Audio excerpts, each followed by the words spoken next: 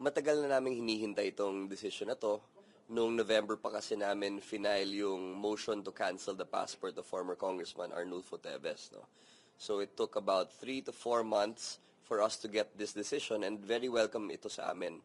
Ngayon na na-cancel na po yung passport ni Ginoong Teves, ay hindi na siya makapaglipat ng bansa pa.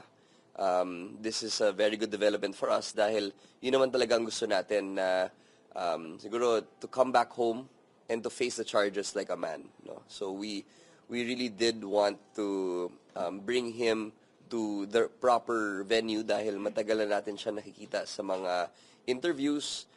Marami siyang binabanggit tungkol sa kaso, ngunit hindi niya hinaharap mismo yung charges kung saan tama at yung tamang venue at yung tamang forum ay yung korte mismo. Sir, what's next? Ano na po yung mangyayari?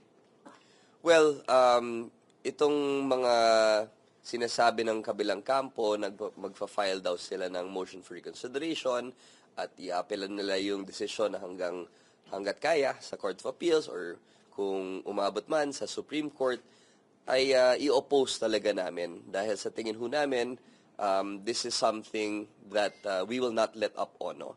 Itong kaso na to ay nagpapakita ng impunity sa ating bansa at itong kaso na ito na hinain natin sa isang former sitting congressman ay isang napakagandang hakbang para matigil na tong culture of impunity, no, na sinasabi ni Secretary Rimulya at binanggit na rin ni PBBM sa kanyang mga talumpati at mga speeches.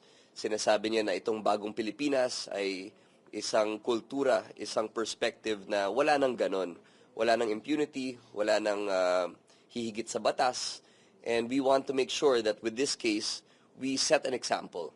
So this goes beyond just the multiple murder charges. No? It's a culture of impunity that we are really trying to quell and prevent in the future.